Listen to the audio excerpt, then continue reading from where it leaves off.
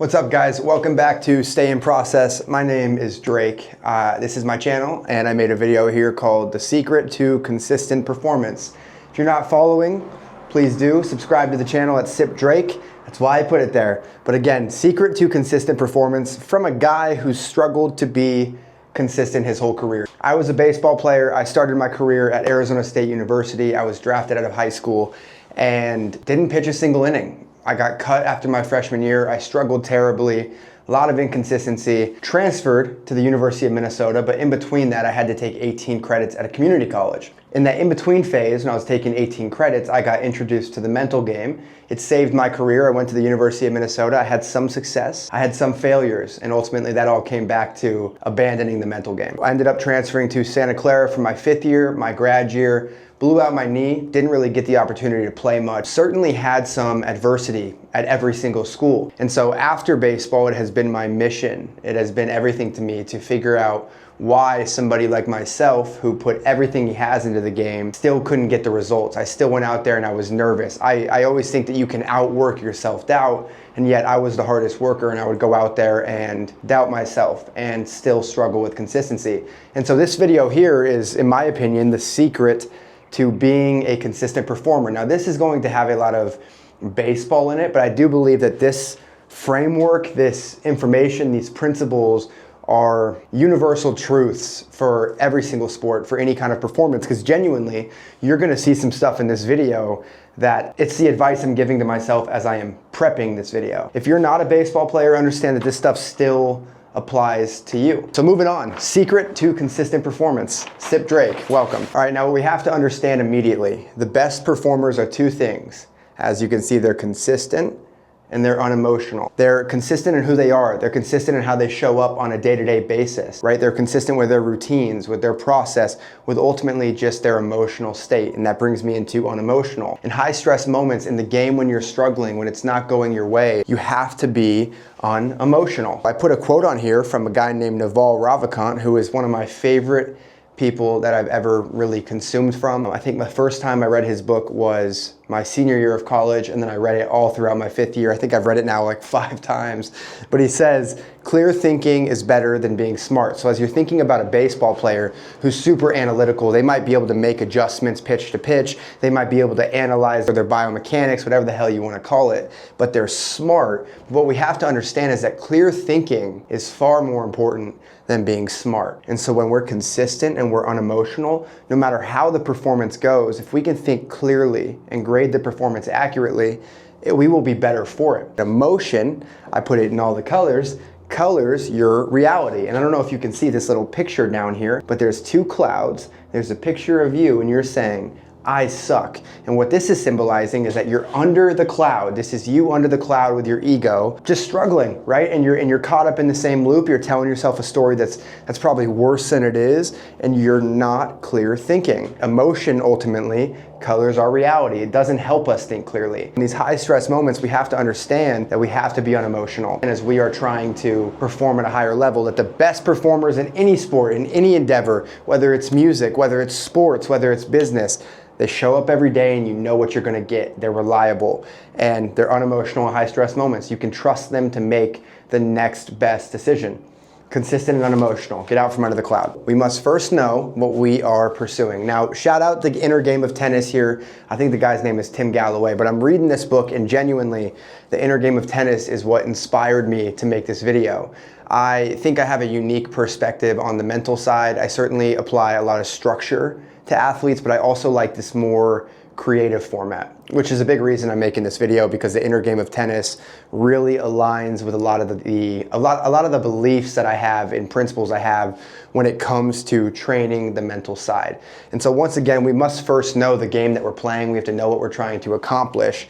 And what we're trying to accomplish is flow state, or as Abraham Maslow says, peak experiences. And so I wrote some examples here of descriptive phrases on peak experiences from Dr. Abraham Maslow's research. Hey, the individual feels more integrated. They feel at one with the experience. They're relatively egoless. They're at the peak of his powers, in the groove. They're effortless. They're free of blocks, inhibitions, cautions, fears, doubts, controls, reservations, self-criticism. Now I put these ones in pink because I think that that they're the most important ones of all. They're spontaneous and more creative. If you hear me talk, if you listen to any of my videos, I tell people to view sports as a creative act. It's a creative expression of something that you love. Nobody else is you, and that is your superpower. No pitcher is the same pitcher. No hitter hits the exact same way. And so if it's a creative act, people that are having peak experiences in anything that they're doing, they're spontaneous, they're more creative. They are the most here now. What does that mean? It means being present. Non-striving, they are non-needing, they are non-wishing. What does that mean? It means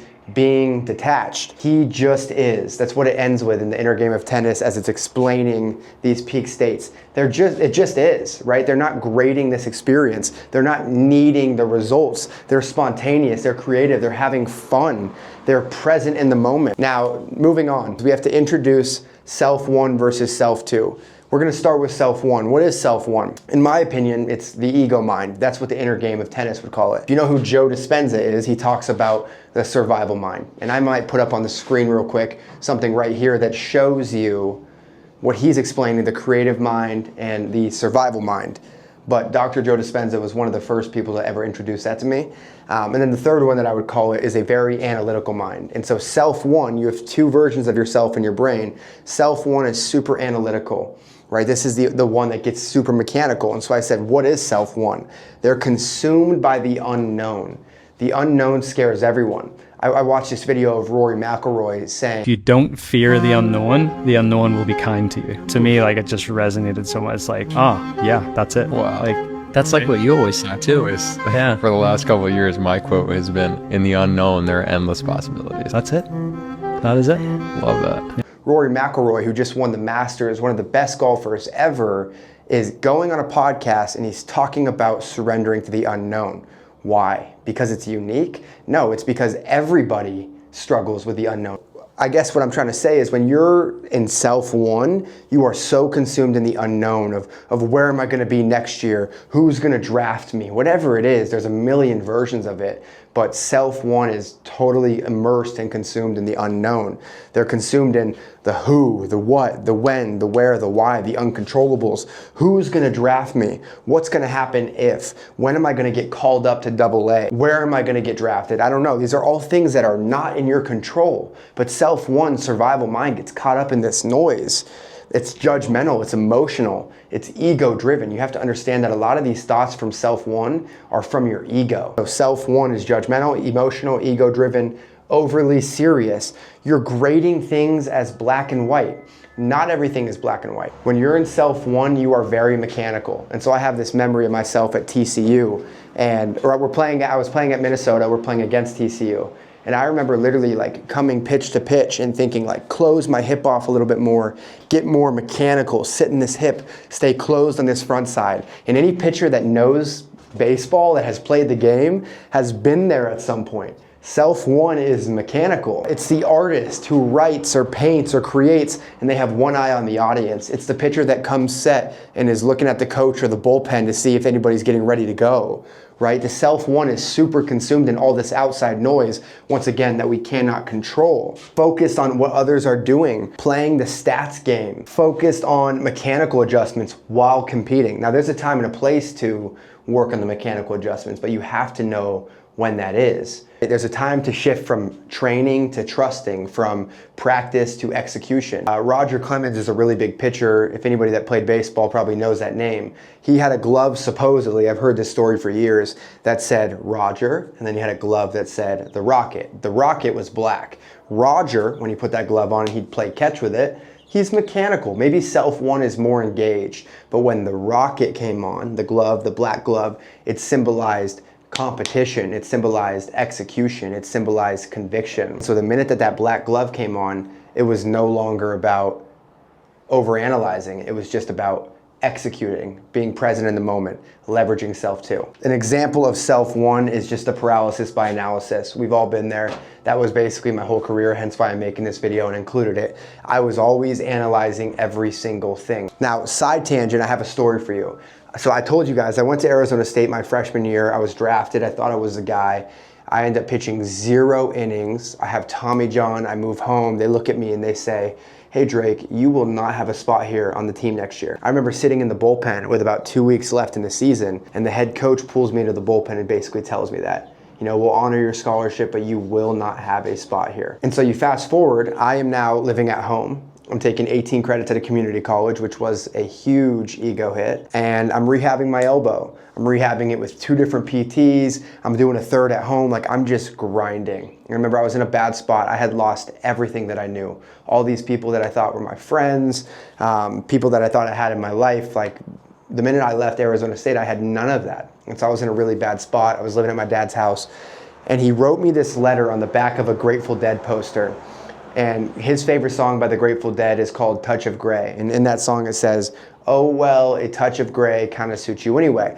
And my whole career I treated it as black and white, right? It's again, it's self-one. Like, you're consumed and it either is or it isn't. And as I got better with it, as I learned, I understood that having a touch of gray in my life and not seeing everything as so black and white really did help me. It helped me maybe be a little bit more flexible and a little bit less rigid. And so if we're going to evaluate self-one, something that I would add right here is behind black and white, rigid. That letter from my dad was kind of the start of all of this kind of thinking. Not everything is black and white and oh well, a touch of gray kind of suits you anyway. Let's go, baby. Self number 2, the creative mind. Again, shout out Joe Dispenza, that's what he calls it. But let's kind of debrief what the creative mind is. Now, we're going to start with some emotions. The creative mind is in the present moment. It's present. It's grateful for the experience. It's surrendered to the unknown. It's surrendered to your process. It's surrendered to the moment. It's detached. It has faith, whether it's faith in something greater than yourself or it's faith in the truth in the long term. You have faith. It's non-judgmental. It's just ultimately present. And so as we're giving some specific examples, self 2 is totally immersed in the moment. It's not consumed in the analytical noise. It's just totally immersed in the moment. It's free flowing. It's surrendered in the present. And let me just make note, this is self 2 when it's at its best. It's free flowing, it's surrendered in the present, it's instinctual, it's reacting, it's trusting. If you're a shortstop, it's when somebody hits a 100-mile-per-hour laser at you and you just pick it real quick, you just pick it. Or when you're playing catch play and you just throw a career slider and you weren't even thinking about it. Like, again, it's instinctual, you're reacting and you're just trusting, shifting from training to trusting. Playing naked, shout out Bob Rotella, that means playing completely free from expectation. You're detached, you don't need it. You are just completely in the moment enjoying the game. Childlike, I put 3 emphasis right here because that is very important. You're gonna see different things in here, whether it's the colors or it's how I went about this, that I tried to be childlike with this. Once again, this isn't just baseball, this is everything you do. When you're leveraging the self 2 at its best, it's childlike, it's neutral, it's just experiencing. It's unconscious, it's natural, it's instinctive. It's the natural instinctive self that knows how to hit a ball without overthinking. The body and the subconscious mind perform best when they are trusted and they are integrated. If you remember those peak experiences, one of the first things that it said was they're almost integrated as one. Again, spontaneous and creative. It's just focused on execution. Some examples I have of this that I'm thinking of, and I might put them on the screen, but it's Juan Soto as he takes a pitch and he shuffles. Like, he's spontaneous, he's in the moment, he's creative, he's doing the shuffle and he's having fun. He's not going ball, analyzing. No, he's just in the moment, seeing the pitch and executing, and in the moment experiencing, taking his breath and trusting. In no way is he mechanical. It's Marcus Stroman as he's pitching and he lifts his leg and he does one of these and he goes up, down, and then he throws it, or he goes up, wiggle, I'm gonna fall over, but he's doing all this stuff where he's having fun, and then he goes, right? It's like this, it's this unique creative act where they're just spontaneous.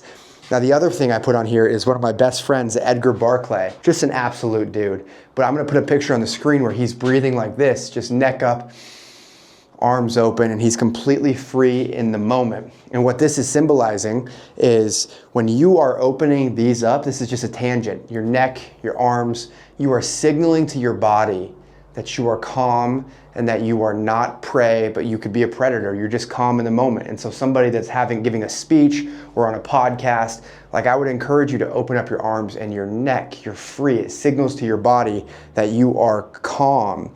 And I think this version of Edgar, this picture that I have on the screen, is such a good example of what the creative mind looks like. Like he's on the mountain, he's spontaneous, he's just enjoying the moment, he's completely present, taking up space, controlling what he can, and he's in the moment. I wrote on here spike ball.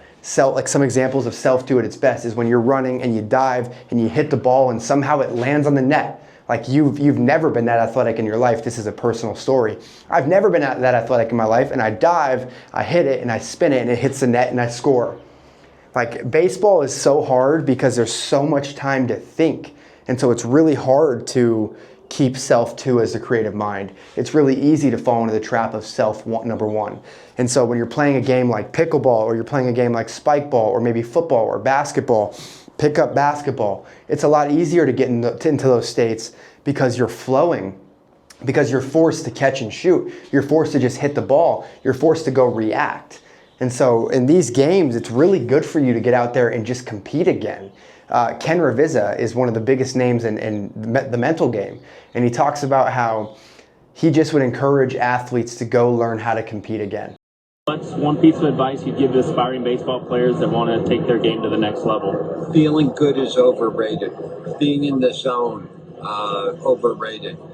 You got to learn to be comfortable being uncomfortable. And the other thing I would say is get out there and compete. Play wiffle ball. Compete with your friends. It doesn't have to be a game all the time. It could be you and your buddies playing wiffle ball and battling your butt off and competing. Learn how to compete and feel bad and get the job done. That's what I'd recommend.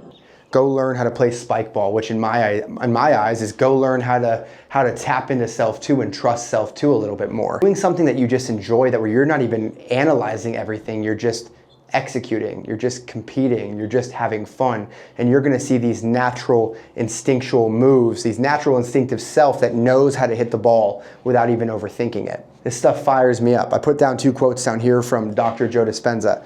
He says, you cannot create a new future when you are in survival mode.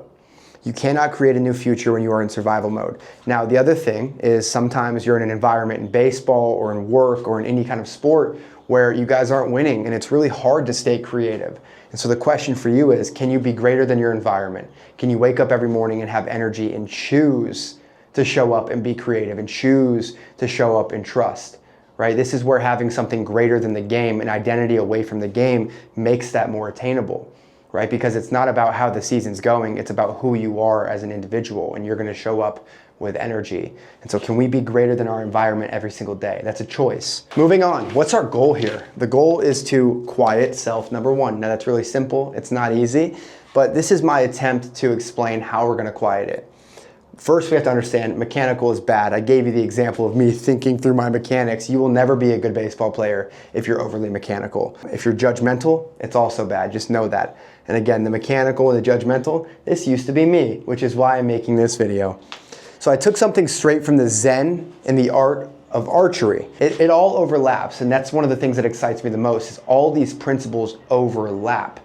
And so in the Zen and the art of archery, he says, as soon as we reflect, we deliberate, we conceptualize, the original unconscious is lost and a thought interferes. So again, the unconscious is when you pull back and you just execute, when you just hit that ball, when you hit the ball in spike ball.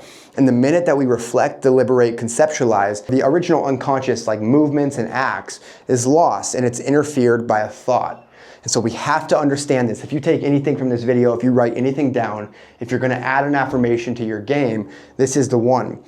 Calculation is miscalculation. And so again, in the Zen and the art of archery, when you pull back the arrow and you're measuring and you're thinking about where am I going, the minute that you're measuring or you're calculating, it's miscalculation. So you should pull back, you should take a breath. If this is baseball, you're calculating, overthinking, step off the mound, take a breath. Maybe you hit an Edgar, right? You step back on the mound, you see the pitch, you say the pitch, you execute the pitch with conviction. You pull the bow back, you take your breath,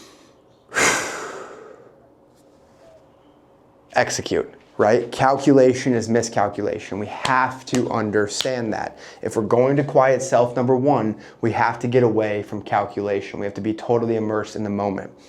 So how can we quiet self, number one, outside of these examples I gave you? Childlikeness has to be restored. This is principle number one. I wrote these in multiple colors because I'm trying to be a kid again. I'm trying to have more fun. I used to approach these videos as overly professional. I had to script it all out. I had to be super professional. I had to look perfect. My handwriting had to be perfect. You see my fat fingers smudge this right here. I would have ripped the whole paper out in the past. But now that I'm trying to restore childlikeness, I'm saying mask off and I'm gonna have some fun. So again, principle number one, childlikeness must be restored. What are some common emotions of a child that's having fun in the moment? Well, they're joyful, they're grateful, they're present, they're happy, they're learning, they're in awe, they're enjoying. Some examples of this: wiffle ball, spike ball, and pickleball. I just talked to you about this. Pickup basketball. Now, as I talk to you about wiffle ball and being a kid, if you imagine you're a kid and your friend is pitching to you in the backyard and you swing and miss, you're not taking a step out and going, why did I swing and miss at this? I need to think about my elbow getting here. I need to bring my hands back. Or maybe as a pitcher, you throw a ball. You're not thinking, where is my arm in the arm swing? I need to ride the slope. I need to sit in my hip. No, dude, you're a kid. You're a kid. You're out there having fun. And so the point is, you swing and miss, you pick the ball up, you throw it back, and you run it back. Like, your self one is not even engaged at all. There's no judgment of self. You're just in the moment experiencing. You swing and miss, you pick it up, you throw it back, and then you hit a bomb because you're not overanalyzing. When you're a baseball player or you're any kind of pursuit that you have, try to think back to these moments as a kid. What were the emotions that you were feeling? What was it like when you were playing wiffle ball? Were you overly analytical or were you just in the moment? Again, Ken Ravizza, get back to just competing. Learn how to compete. These are the times where you learned how to compete as a kid and you just enjoyed it. Now, what are some things that children do not do? Well, they're not analytical. They're not consumed in the results. They're not conscious of every single move, like I just said. They are not calculating. They're not mechanical. And they're not expecting perfection. Once again, this is a game of failure. You're gonna fail a ton. You're gonna fail in life. You're gonna fail in any sport, really. And so when you're a kid, you're just playing the game. You're just having fun. You're just collecting information. I got something in my eye here. But you're just having fun, and you're not expecting yourself to be perfect. I wrote down here, like, we have to remember as a kid and as an individual, like, baseball is an art and nobody is you, and that is your superpower. We don't wanna be super serious about how we're playing this. Serious art comes from serious play. Once again, all this overlaps. And if nobody is you and this is your superpower and baseball is an art, we have to understand that when you're painting a picture or you're making music or you're doing anything that is artistic, remember that serious art that is taken seriously and people love and appreciate, comes from serious play. And so the way that you create really good art is by enjoying it, by just playing, by just creating. You're not trying to be perfect and super rigid. You're just being creative. And so baseball is a creative act. Once again, it's the same thing. Serious art, serious performance comes from serious play. Have some fun, play the game. Man is a thinking reed. Remember this. Man is a thinking reed, but his great works are done when he is not calculating and when he is not thinking. One last thing. These are all overlapping principles. This applies when you're throwing a 85-mile-per-hour slider and a 3-2 count in the bottom of the 9th inning. And it applies when you're painting a beautiful tree, whatever it is. You're drawing, you're painting. They're the same thing. These are both art. They are fundamental truths about performance. Serious art comes from serious play. I would encourage you to start looking at your game and your play from a childlike manner. Go out there and have some fun. Show up with some joy, gratitude, and presence, and just enjoy the process of learning. Principle number 2, we are going to be non-judgmental. This looks like not judging something as good or bad. Again, this is from the inner game of tennis. I think it's a really good take. You know, I talk to a lot of my guys about looking at everything as information. Every single time you go out on the field, it's an opportunity to collect information. And so it's not good, it's not bad, it just is. For example, a pitcher throws a strike, a hitter takes a strike, an umpire calls a strike. The pitcher is like, good, strike one, let's go. The hitter takes a strike and he's frustrated, you see it on his face, and the umpire is neutral. He just calls strike. And so what that tells us is if there's 3 different responses here and there's a neutral response, that neither the goodness from the pitcher or the badness from the hitter is an attribute of the pitch itself. Any type of judgment of if it's good or bad, judgments of self, are personal egoic reactions. If you judge the act, strike, or oh, I'm so pissed I took a strike, or oh man, I executed a strike, good, that's your ego. That's your own egoic reaction to an experience. Assigning a negative or positive value to an event is what judgment is. One more time. Judgment is assigning a negative or positive value to an event. So yes, this does mean that when you have something positive happen, you're not assigning some big positive emotion to it. It just is. You're just playing the game. And I understand we want to play, but the more consistent we can be and unemotional we can be as we're executing, the better we're going to be. Judging / evaluating as good. Once again, you land a slider. I land this perfect career slider in an 0-0 count. Bam, I get the ball back and I'm coming set and I'm going, how do I throw that pitch again? How do I throw that exact pitch? Just throw that same pitch here. Just throw that. Like I'm calculating once again. And when I'm calculating, I'm miscalculating. And so you can see how it's so easy, even when it goes good, to judge your performance and how that will have a negative effect on your performance. Calculation is miscalculation. Self number one, evaluating, can fall into the trap of generalizing. And I said this a little bit earlier, but we have to understand that self number two is somewhat fragile and it will listen to self number one. That's why we're trying to quiet it. And if self number one, you miss a slider in the dirt, get the ball back, you throw another slider in the dirt, self number one is super analytical and super judgmental, and he's going, you can't throw any sliders.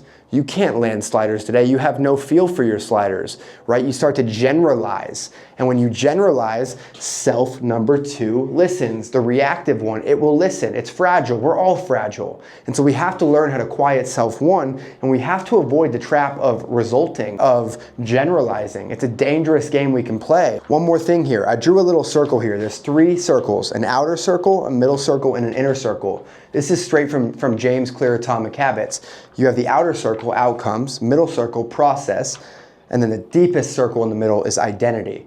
This is the layers of behavior change. And so identity is the greatest level of behavior change. When you start to see yourself differently, it's a lot easier to execute on habits because you just are that person. Now, the point that I'm trying to communicate is when you fall into the trap of generalizing and you tell yourself a story that's worse than it is, that you don't have your slider, you can't throw a slider, it becomes a part of your self-identity. Your personality will determine your personal reality. And so you start to think, feel, act like you can't land a slider, and your personality, which is made up of your feelings, your thoughts, how you act, all these things, it will become your personal reality. And so if you talk to yourself that way, if you convince yourself of these things, it's going to come true. Moving on. A mood is an emotional reaction to an experience. If you keep feeling the same mood over and over again, it becomes a temperament, which ultimately becomes your personality. And so if you don't have discipline, you can see how easy it is to have a bad mood, to make a bad pitch, to tell yourself a story. It becomes a temperament because you just sit in it and you sit in your own self-misery, and eventually becomes a personality. All of a sudden, you're the type of person that can't throw strikes, right? Because you didn't have discipline and you just played into self-one. Right, so we got to be really intentional. I have an example here of a cat hunting a bird. This is an awesome example. I might even put it on the screen if I can find it. But you imagine a cat hiding in a bush, and there's a bird that is getting ready to fly. The cat is just waiting. It's not analyzing. It's just present in the moment. It's just ready to act. Self one is quieted. And the minute that that bird moves, the cat jumps, reacts, and catches the bird. Self two completely. And it's non-judgmental, right? It misses the bird. It moves on.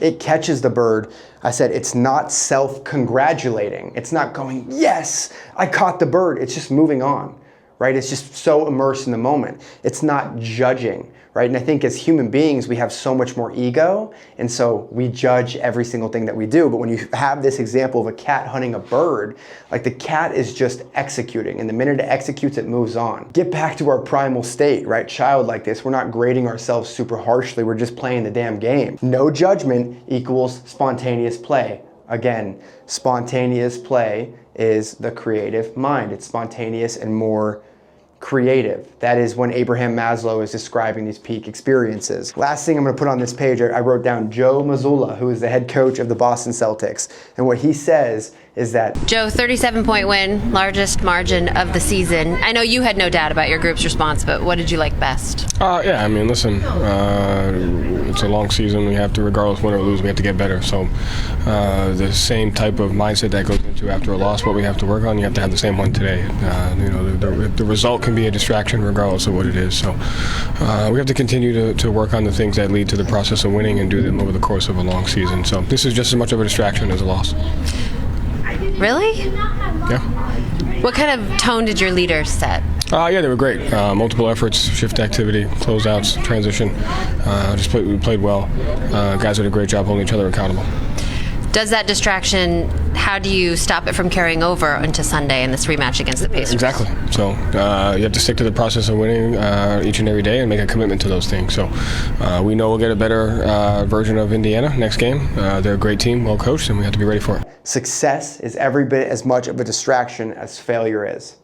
And so when you're playing into it and you're self-congratulating and you're analyzing, how did I throw that perfect pitch? It's every bit as much of a distraction as pouring into the negative thoughts. Neutral. We don't have to ride this emotional roller coaster.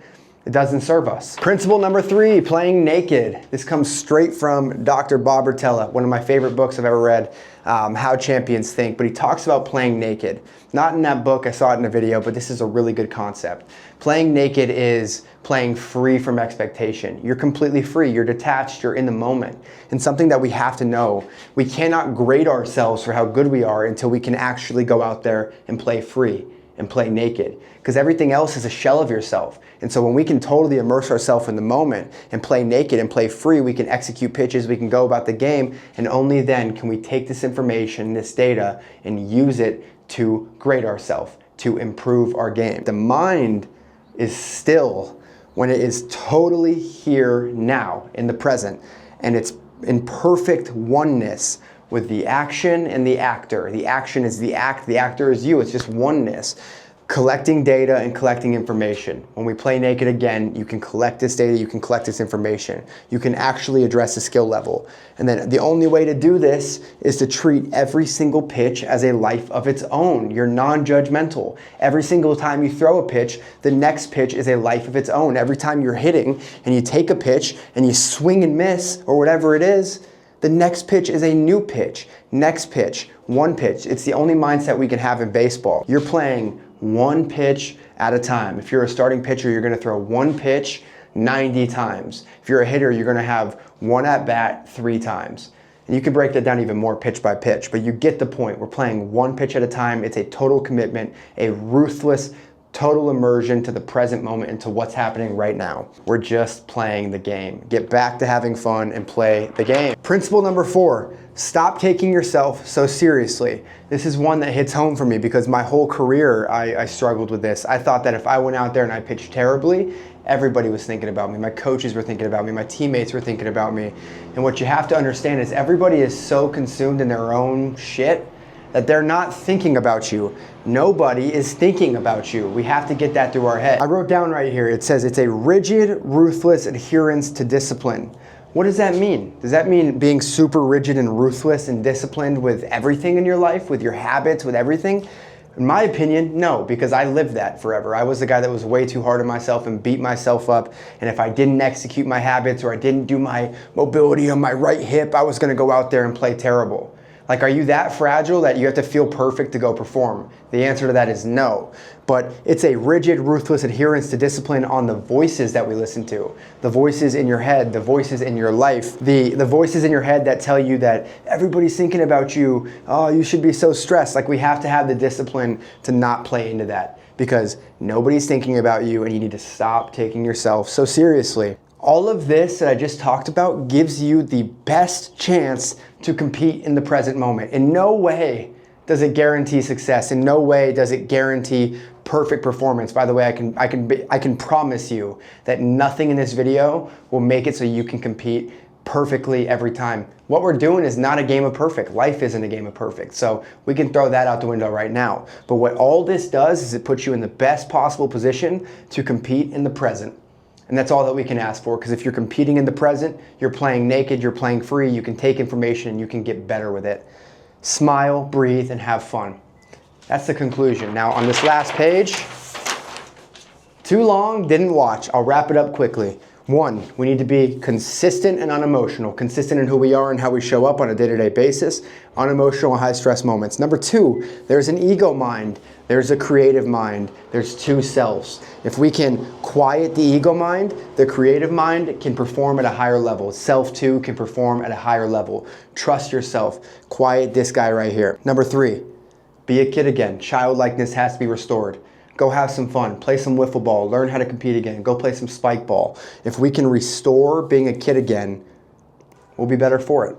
Number 4, stop being so judgmental of yourself. It's not good or bad, it just is. Number 5, play naked, go out there and have some fun, free from expectation. Only then can we collect information and get better. Number 6, stop taking yourself so seriously. And I guess number 7 is just telling you to subscribe to this video. Send me a message. Let me know if you took something away from this. Honestly, you might take 1 or 2 things away, and that's a win for me.